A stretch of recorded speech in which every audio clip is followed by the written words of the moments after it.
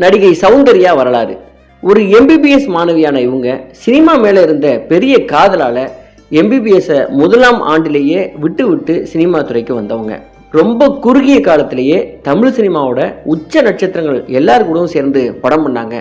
சில பேரை பார்க்கும்போது தான் ரொம்ப நெருக்கமான பழகியது போன்ற ஒரு உணர்வு ஏற்படும்.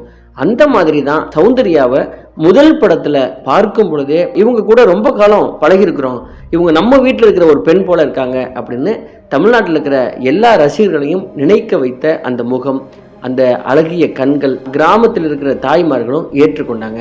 அப்படிப்பட்ட சௌந்தர்யா திடீர்னு ஒரு விமான விபத்துல இறந்ததும் எல்லா ரசிகர்களும் துடித்து தான் போனாங்க. இந்த சௌந்தர்யாவுடைய சொந்த ஊர் எது, இவங்க குடும்ப பின்னணி, இவங்க சினிமாவுக்கு வந்த வரலாறு, இவங்க சினிமாவில் சாதித்த சாதனைகள், நடிகை சௌந்தர்யாவோட வாழ்க்கையில நிறைய சுவாரஸ்யமான பக்கமும் அவருடைய மரணம் தந்த பெரும் சோகமும் இருக்கிறது. இது எல்லாவற்றையும் நம்ம பார்க்கலாம். இது RS ராஜா டாக்கீஸ். இதுவரை இந்த சேனலை நீங்க சப்ஸ்கிரைப் பண்ணனா சப்ஸ்கிரைப் பண்ணிக்கிங்க.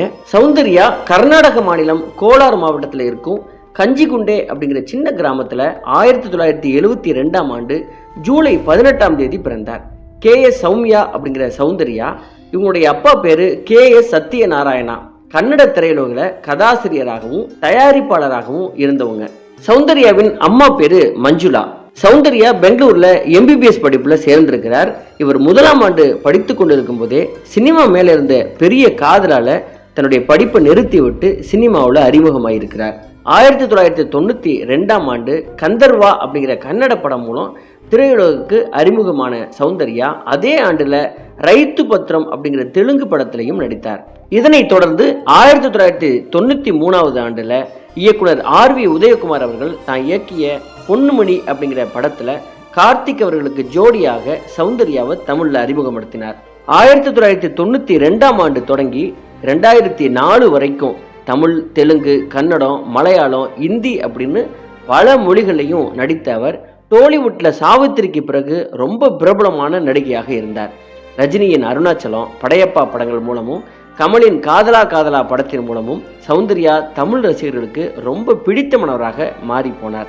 தமிழ்ல கார்த்திக்குடன் நடித்த பொன்னுமணி பட்டி தொட்டி எல்லாம் இவரை கொண்டு போய் சேர்த்த படம் அப்படின்னு சொல்லலாம்.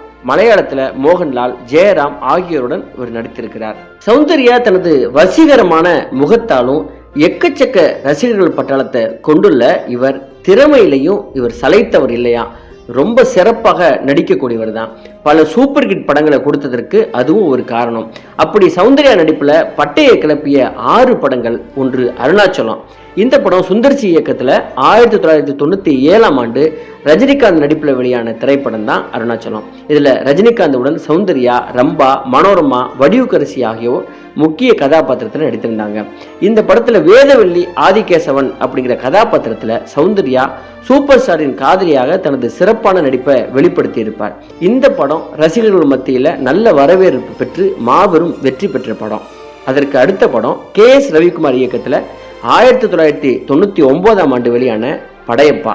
இதுல ரஜினிகாந்துடன் சிவாஜி கணேசன், ரம்யா கிருஷ்ணன், சௌந்தர்யா ஆகியோர் முக்கிய கதாபாத்திரத்துல நடித்திருந்தாங்க. சௌந்தர்யா வசுந்தரா அப்படிங்கிற கதாபாத்திரத்துல படையப்பாவுடன் சேர்ந்து நீலாம்பரியையே கதற விட்டிருப்பார். இந்த ஒரு கேரக்டர் தமிழகத்தில் இருக்கிற எல்லா கிராமத்தில் இருக்கிற பெண்கள்கிட்டையும் ஒரு அனுதாப அலையே சௌந்தர்யா மீது வீச செய்தது. இந்த படத்தை தொடர்ந்து இவங்களுக்கு ரசிகர்கள் வட்டம் ரொம்ப அதிகமானது அப்படின்னு சொல்றாங்க. மக்கள் மத்தியிலையும் நல்ல பேரும் இவங்க நிறைய சம்பளம் வாங்குவதற்கும் இந்த படம் தான் காரணம் அப்படின்னு சொல்றாங்க. அடுத்த படம் காதலா காதலா. சிங்கீதம் சீனிவாசராவ் இயக்கத்துல 1998ஆம் ஆண்டு வெளியான திரைப்படம் தான் காதலா காதலா. இதுல கமலஹாசனுடன் பிரபுதேவா, சௌந்தர்யா, ரம்பா ஆகியோர் முக்கிய கதாபாத்திரத்துல நடித்திருந்தாங்க. இந்த படத்துல சௌந்தர்யா சுந்தரி அப்படிங்கிற கேரக்டர்ல தனது சிறப்பான நடிப்பை வெளிப்படுத்தியிருப்பார்.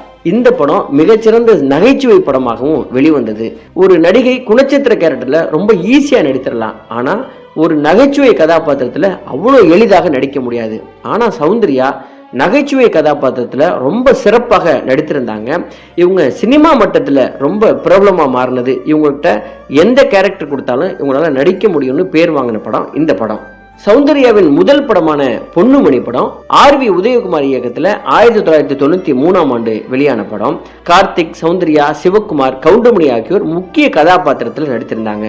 இந்த படத்துக்கு இளையராஜா இசையமைத்திருந்தார். இந்த படத்துல சௌந்தர்யா சிந்தாமணி அப்படிங்கிற கதாபாத்திரத்துல பட்டையை கிளப்பியிருப்பார். அதிலும் இந்த படத்துல வருகிற எல்லா பாடல்களும் சூப்பர் ஹிட் அடித்த நிலையில ரொம்ப சிறப்பான வரவேற்பை பெற்று வெற்றி படமாக அமைந்தது. இந்த படத்தின் மூலமா தான் தமிழ்நாட்டு ரசிகர்களுடைய மனதில் நீங்காத இடத்தை பிடித்தார் சௌந்தர்யா. அடுத்த படம் தவசி. இயக்குனர் உதயசங்கர் இயக்கத்துல 2001 வெளியான திரைப்படம் தான் தவசி. இதுல விஜயகாந்த் இரட்டை வேடங்களை நடித்திருந்தார். மேலும் விஜயகாந்த் உடன் சௌந்தர்யா, ஜெயசுதா, நாசர், வடிவேல் ஆகியோர் முக்கிய கதாபாத்திரத்தில் நடித்திருந்தாங்க. இந்த படத்துல சௌந்தர்யா விஜயகாந்தின் காதலியாக பிரியதர்ஷினி அப்படிங்கிற ரோல்ல தனது சிறப்பான நடிப்பை வெளிப்படுத்தியிருப்பார். மேலும் இந்த படத்துல வரக்கூடிய எல்லா பாடல்களும் ரசிகர்களின் மனம் கவர்ந்த பாடலாக இருந்தது. இந்த படத்துல தான் ரொம்ப வயதான ஹீரோக்கள்லாம் நீங்க நடிக்கிறீங்க அப்படின்னு அவர்கிட்ட கேட்ட பொழுது, எனக்கு கொடுக்குற கேரக்டர் நல்லா இருந்தா நான் நடிப்பேன், ஹீரோக்களுடைய வயதை நான் என்னைக்குமே பொருட்படுத்த மாட்டேன், எனக்கு கொடுக்குற கேரக்டர் சரியா இருக்குதான்னு மட்டும்தான் நான் பார்ப்பேன்னு அவங்க பதில் சொல்லியிருக்கிறாங்க. அடுத்த படம் அம்மன். இயக்குனர் கோடி ராமகிருஷ்ணா இயக்கத்துல 1995 வெளியான திரைப்படம் தான் அம்மன். இதுல ரம்யா கிருஷ்ணன், சௌந்தர்யா, ரமி ரெட்டி ஆகியோர் முக்கிய கதாபாத்திரத்தில் நடித்திருந்தாங்க. அதிலும் சௌந்தர்யாவின் குடும்பத்தை கொடுமைப்படுத்தும் அரக்கனை அம்மன் துணையோடு எவ்வாறு அவர் எதிர்கொள்கிறார் அப்படிங்கிறத மையமாக வைத்து இந்த படம் அமைந்தது. இதுல சௌந்தர்யா அம்மனாகவே அவதாரம் எடுத்து நடிப்புல மாஸ் காட்டினாங்க. ஒரு தெய்வ கடாட்சத்தோட இருக்கிற நடிகை அப்படின்னு நல்ல பேர் வாங்கி கொடுத்த இந்த படம் பாக்ஸ் ஆபீஸ்ல வசூல் சாதனை படைத்தது. இப்படி ரொம்ப சிறப்பாக போய்கொண்டிருந்த இவருடைய திரைவாழ்வுல தமிழ், தெலுங்கு, மலையாளம், கன்னடம் அப்படின்னு இவர் ஒரு பெரிய ரவுண்டு வந்ததற்கு அப்புறம் 2003 தாய் வழி உறவினரான GS ரகு அப்படிங்கிறவரை திருமணம் செய்து கொண்டார். இந்நிலையில தனது சினிமா புகழின் உச்சத்தில் இருந்த 2004 பாஜகவில் இணைந்த நடிகை சௌந்தர்யா அதே ஆண்டில் நடைபெற்ற மக்களவை தேர்தலில் பாஜக கட்சிக்காக பிரச்சாரமும் செய்தார். அப்பொழுது ஒரு பாஜக வேட்பாளரை ஆதரித்து நடிகை சௌந்தர்யா பிரச்சாரம் மேற்கொள்ள திட்டமிட்டிருந்தாங்க. அதற்காக தனது சகோதரரும் எழுத்தாளருமான அமர்நாத், பாஜகவை சேர்ந்த ரமேஷ் கடம் ஆகியோருடன் தனி விமானத்துல கரீம் நகர் செல்ல ஏற்பாடு செய்திருக்கிறாங்க. பெங்களூரை ஒட்டியுள்ள ஜக்கூர் விமான நிலையத்தில இருந்து புறப்பட்ட செஸ்னா 180 வகை விமானத்துல அவங்க புறப்பட்டாங்க. அக்னி ஏரோ ஸ்போர்ட்ஸ் நிறுவனத்துக்கு சொந்தமான அந்த விமானத்தை ஜோய் பிலிப்ஸ் அப்படிங்கிற விமானி ஓட்டினார். விமானம் புறப்பட்டு 100 அடி உயரம் மேலெழுந்த நிலையில மேற்கு நோக்கி சென்று அருகில் இருந்த வேளாண் பல்கலைக்கழக வளாகத்துல விழுந்து நொறுங்கியது. விழுந்த வேகத்துல தீப்பிடித்து எரிந்த விமானத்தில் இருந்த 4 பேரும் அடையாளம் தெரியாத அளவுக்கு கருகி போனாங்க. அதுல நாம விரும்பி இருந்த, நாம நேசித்த சௌந்தர்யாவும் ஒருவர். 2004 காலை 11:05 புறப்பட்ட விமானம் ஒரு சில நிமிடங்களிலேயே விழுந்து நொறுங்கியது. அப்போது வேளாண் பல்கலைக்கழகத்துல வேலையில் இருந்த 2 பேர்ல ஒருவர் PN கணபதி என்பவர் விமான தரையில விழுந்து நொறுங்குவதற்கு முன்பே மேலேயே தள்ளாடியபடியே வானத்துல அலைபாய்ந்தது அப்படிங்கிறத கண்ணால பார்த்து அவர் சொல்லியிருக்கிறார்.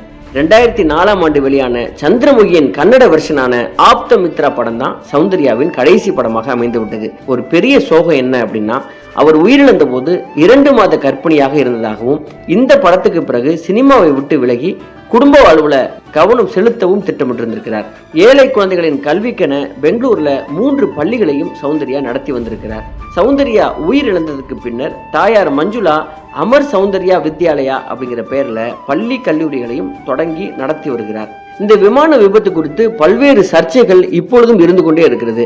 விமானத்தோட ஸ்திரத்தன்மை குறித்தும் கேள்வி எழுப்பப்பட்டது. ஆனா புதுச்சேரியை சேர்ந்த விமான நிறுவனம் ஒன்றிடமிருந்து வாங்கப்பட்ட அந்த விமானம் ரொம்ப நல்ல நிலையில இருந்ததாக அதை விற்ற உரிமையாளர் கூறினார். அதே போல விமானத்துக்கான லைசன்ஸும் 2004 ஜூன் மாதம் வரைக்கும் இருந்தது அப்படி என்றும் அவர் சொல்லியிருக்கிறார். அதே போல விமான நிலையத்தை ஒட்டி பிஸியான தேசிய நெடுஞ்சாலைகள்ல நிறைய ஹோட்டல்களும் இருக்குமா. அந்த ஹோட்டல்களை தேடி வரும் பறவைகளால விமானங்கள் டேக் ஆஃப் ஆகும் போது நிறைய பிரச்சனை ஏற்படுமா. இது அடிக்கடி நடக்கக்கூடிய ஒரு விஷயமா. அந்த மாதிரி தான் அன்னைக்கு பறவைகளை பார்த்த அந்த விமானி விமானத்தை வேறு பக்கம் திருப்ப முயற்சித்திருக்கலாம். அதனால ரொம்ப குறைவான உயரத்துல பறந்ததால விபத்து ஏற்படுத்தியிருக்கலாம் அப்படி என்றும் கூறப்படுகிறது. நடிகை சௌந்தர்யா பயணித்த செஸ்னா 180 ரக விமானம் 1955 தயாரிக்கப்பட்டது. 7,000 மணி நேரங்களுக்கு மேல வானில் பறந்திருந்த அந்த விமானம் 1991ஆம் ஆண்டு இந்தியாவுக்கு இறக்குமதி செய்யப்பட்டு பதிவு செய்யப்பட்டது. விமான விபத்து நடந்த அன்றைக்கு காலையில விமானம் ஏறுவதற்கு முன்பாக சௌந்தர்யா அவங்க அண்ணிக்கிட்ட எனக்கு ஒரு காட்டன் புடவையும் குங்குமமும் வேணும், வாங்கி தரீங்களா அண்ணி அப்படின்னு கேட்டிருக்கிறாரு. நீ போயிட்டு வந்துருமா, அதுக்கப்புறம் வாங்கி தர்றேன் அப்படின்னு அவங்க அண்ணியும் சொல்லியிருக்கிறாங்க. ஆனால் ஃப்ளைட்டு ஏறின சில நிமிடங்கள்லேயே கறிக்கட்டையாக கீழே கிடந்ததை பார்த்து அவங்க அண்ணி அந்த விஷயத்திலிருந்து, அந்த ஷாக்கில் இருந்து வெளிவருவதற்கே பல மாதங்கள் ஆனதான். இதில் இன்னும் ஒரு பெரிய சோகம் என்ன அப்படின்னா, சௌந்தர்யாவுடன் அவருடைய சகோதரரும் உடல் கருகி இறந்து போனாங்க. விமான விபத்துல சௌந்தர்யா அவர்கள் இறந்ததற்கு அப்புறம் தமிழில் இருந்த முக்கியமான நடிகர்கள்லாம் சௌந்தர்யாவை பற்றி பதிவு பண்ண விஷயங்கள், விஜயகாந்த் அவர்கள் கூறியது, சௌந்தர்யா மரண செய்தியை கேட்டு நான் ரொம்ப அதிர்ச்சி அடைந்தேன், என்னால் இதை நம்பவே முடியல. அவர் நேரம் தவறாம படப்பிடிப்புக்கு வந்து விடக்கூடியவர், அவரால் எந்த தொந்தரவும் யாருக்குமே இருக்காது, பிடிவாதம் இல்லாதவர், ரொம்ப விலை குறைந்த ஒரு சேலையை கொடுத்து இதை கட்டிக்கிட்டு நடிக்கணும் அப்படின்னா கூட எந்த ஈகோவும் இல்லாம நடிக்கக்கூடியவங்க. டைரக்ஷன் பண்ணணும் அப்படிங்கிறது தான் அவருடைய லட்சியமா இருந்தது, அது நிறைவேறாம பாதியிலேயே அவர் இறந்திருக்கிறார், இது மிகப்பெரிய சோகம் அப்படின்னு விஜயகாந்த் அவர்கள் பதிவு பண்ணாரு. சத்யராஜ் அவர்கள் கூறும்போது, சௌந்தர்யாவுக்கு அவருடைய அண்ணன் மீது அளவு கடந்த பாசம், அதே போல அவருடைய அண்ணனுக்கும் பாசம். கோபிச்செட்டிப்பாளையத்தில் சேனாதிபதி படப்பிடிப்பின் போது சௌந்தர்யா ஒரு பாறையில வழுக்கி விழுந்து விட்டாராம். அவருடைய அண்ணன் அதை பார்த்து பதறி போய் தூக்கி இருக்கிறாரு. அப்படி பாசமான அண்ணன் தங்கையை இதுவரைக்கும் நான் பார்த்ததே இல்லை. அப்படிப்பட்ட அண்ணன் தங்கை 2 பேரும் சேர்ந்து அவங்க மரணத்திலையும் இணைந்ததை நினைக்கும் பொழுது எனக்கு துக்கம் தாங்க முடியல. அவர்களின் மறைவுக்கு எனது ஆழ்ந்த அனுதாபங்களை தெரிவித்துக் கொள்கிறேன் அப்படின்னு சத்யராஜ் அவர்கள் கூறியிருக்கிறார். பார்த்திபன் அவர்கள் என் டைரக்ஷன்ல இவன் படத்துல சௌந்தர்யா நடித்த போது, இதை விட நல்ல கதாபாத்திரம் இனிமே எனக்கு கிடைக்காது, அதனால இனிமே தமிழ் படத்துல நான் நடிக்க மாட்டேன் அப்படின்னு சொல்லியிருக்கிறார். அவர் சொன்னதோட அர்த்தம் இப்படி முடியும்னு நான் எதிர்பார்க்கவே இல்லை அப்படிங்கிற சோகமான விஷயத்தை பதிவு பண்ணியிருக்கிறார். மேலும் பார்த்திபன் சொன்னபோது, போன ஏப்ரல்ல அவருடைய திருமணத்துக்கு நான் போய் வந்தேன், இந்த ஏப்ரல்ல சௌந்தர்யாவின் நினைவுகள் என்றென்றும் மனதுக்குள் பசுமையா இருக்குன்னு நான் சொல்ல வேண்டிய அவசியம் வந்துருச்சுன்னு ரொம்ப சோகமாக பதிவு பண்ணியிருக்கிறார். நடிகை மீனா அவர்கள் கூறியதாவது, சௌந்தர்யாவுடன் இவன் உட்பட 4 படங்களை சேர்ந்து நடித்திருக்கிறேன். ஒரு கன்னட படப்பிடிப்புக்காக நான் பெங்களூரு போய் இருந்தேன். நான் வந்திருப்பதை கேள்விப்பட்டு சௌந்தர்யா ஹோட்டலுக்கு வந்து விட்டாங்க. என்னிடம் ரொம்ப பிரியமா பேசி கொண்டிருந்தார். இப்படி திடீர்னு விபத்துல இறந்து விடுவார்னு நாங்கள் யாருமே எதிர்பார்க்கல. அவ்வளவு ரொம்ப அன்பான, ஈகோ இல்லாத ஒரு நடிகை சௌந்தர்யா அப்படின்னு அவங்க பதிவு பண்ணியிருக்கிறாங்க. தென்னிந்திய சினிமாவில் ரஜினிகாந்த், சிரஞ்சீவி, கமல்ஹாசன், நாகார்ஜுனா, வெங்கடேஷ், விஜயகாந்த், விஷ்ணுவர்தன் மற்றும் பல பெரிய நட்சத்திரங்களுக்கு ஜோடியாக பல ஹிட் படங்கள்ல நடித்த ரொம்ப குறுகிய காலத்துல மறைந்த சௌந்தர்யாவுடைய வாழ்க்கை வரலாற்று படத்துல சாய் பல்லவி நடிக்க பேச்சுவார்த்தைகள் நடந்து கொண்டு இருக்கிறதா. ரொம்ப சின்ன வயசுலேயே குறுகிய காலத்திலேயே சௌந்தர்யாவுக்கு பெயர், புகழ், செல்வம், கோடிக்கணக்கான ரசிகர்களுடைய அன்பு, இவை எல்லாவற்றையும் தாராளமாக வழங்கிய இறைவன் நீண்ட ஆயுசை கொடுக்காததும் பாதியிலேயே முடிந்து போன அவருடைய வாழ்வும் பெரிய மன வலியை ஏற்படுத்தக்கூடியவை. இதுவே நடிகை சௌந்தர்யாவின் வாழ்க்கை வரலாறு.